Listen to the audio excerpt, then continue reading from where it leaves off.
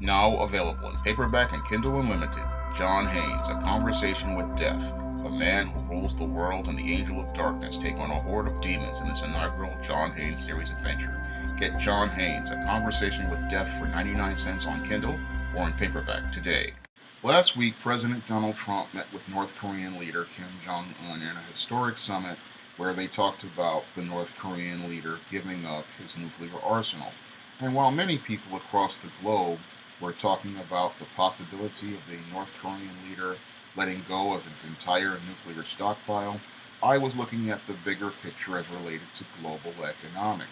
Now, when I take a critical look at this Trump Kim summit, I see it from the perspective of your President Donald Trump. And your President Donald Trump probably saw this as one of the greatest business deals to go down in United States history. Now, there are some that would say your President Donald Trump went to North Korea to do this summit as a way to appear presidential. However, when I take a critical look at your President Donald Trump, he's looking at this as a business deal. And this is a business deal that is going to benefit the United States and corporations in the United States which have global reach. And the reason why it's going to benefit those corporations that have global reach is because instead of them only having access to half of the Korean Peninsula's labor, they now have the possibility of access to the whole Korean Peninsula's labor. And having access to cheap labor is one of the ways that American corporations create profits for themselves. And your Kim Jong Un, looking at those profits, was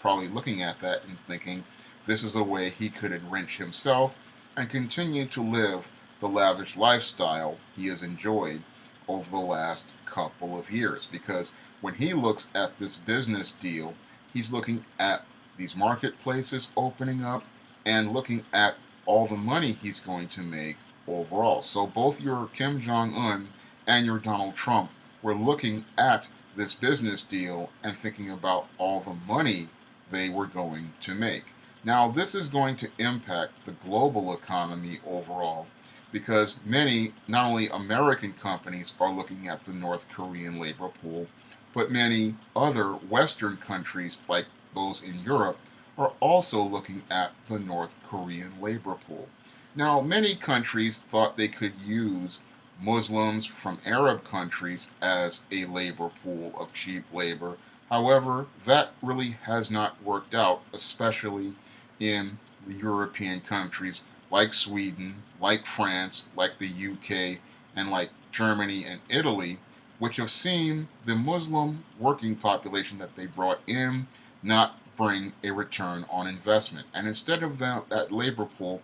bringing a return on investment, what they have done is terrorize the citizens of those countries and destroyed the quality of life for people in those countries. And when they look at that labor pool, they're probably saying to themselves, this has become a complete failure with these Muslim migrants. And now they're looking at North Korea and saying to themselves, here's a new labor pool, and that this new cheap labor pool may possibly work out better than the Muslim migrants that have been terrorizing the citizens of those countries and have led to many of these countries electing conservative parties and changing their policies regarding their borders. So they're also looking at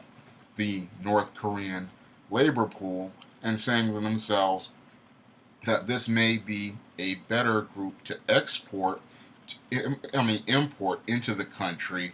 as a labor pool, because when it comes down to their perceptions of Asians like North Koreans, they believe that they are hard workers and that they are more interested in building businesses than going out here to go out and live off a welfare state. Because when it came down to the migrant Muslim pool, they weren't interested in getting off of the country's welfare rolls. They were only interested in staying on the welfare rolls and then terrorizing parts of the city to the point where in some countries like Sweden, they had no-go zones. So they're thinking about that North Korean labor pool and importing that North Korean labor pool because they believe that they could improve the quality of life for the these Western countries, and that this group of laborers could also bring a higher return on investment to the country overall and improve the quality of life for people overall. And when it comes down to America, this is what I also believe that they want to do as well, is import a large group of North Koreans as a labor force, because again, when you have cheap labor and you have a labor force that is more interested in building, that benefits America overall. So they're thinking about this from a business perspective. And when I look at the Trump Kim summit, it was more about the art of the business deal, and it wasn't really about the idea of peace or politics. It was more about building both economies and trying to build a platform for building the economy that opens up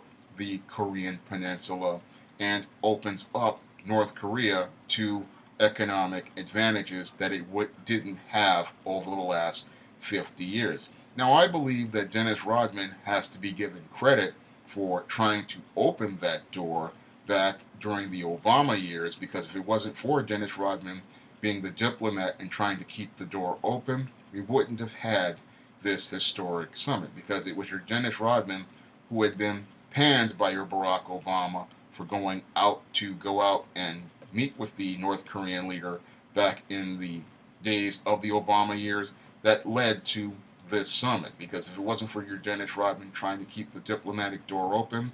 we wouldn't have had that historic summit, which led to the art of one of the greatest business deals in American history. Now, when I look at this Trump Kim summit, it is a business deal. That's what it's all about. It was all about making money for not only Kim Jong Un, but also for these American corporations. These American corporations, they are sitting in the back, but they're the ones who really want to get that North Korean peninsula opened up so that they can bring their factories to North Korea, so that they can have a pool of labor to work at their factories. Because many of your cell phones, your televisions, your iPads, and your laptops, they're all made in Korea. And with the opening of the North Korean peninsula, that allows those companies to open up more factories in Korea to be able to go out here and have access to the other part of the Korean labor force. So they're going to have the entire Korean labor force overall, and that again benefits Kim Jong Un, because now he has a stream of revenue coming into his country from American business, and he has access to building up the whole North Korean countryside overall at the expense of these American corporations. And he also has access to the global marketplace, because many of those European countries, they're going to be thinking about importing that labor, I keep getting it mixed up, importing that labor to their country, because they see that they cannot use the Muslim migrant labor to work in their country, and they can't really have them come off the welfare state. But with the Korean, they know that this guy is going to come in ready to start a business and build a business, and that's something they would want for their country. So they're looking at North Korea overall and saying to themselves, this is a deal that benefits them all, and your Kim Jong-un, again, is going to be the one who makes the most money, but everyone else is going to make more money on the situation long term. So it's a win-win deal from a business perspective, and whether or not you like Donald Trump or dislike Donald Trump, this whole Korean summit, if it works out, would be one of the milestones of his presidency, and one that would be hard for any candidate to challenge in the 2020 election, because this milestone would be one that would be hard to challenge and could possibly be one of the ones that he could use as one of the major accomplishments in a speech when he tries to run for his party's nomination once again. So when I look at this North Korean summit, whether you don't like Donald Trump or you do like Donald Trump, you cannot say that this wasn't a major accomplishment, because not only did they disarm the potentially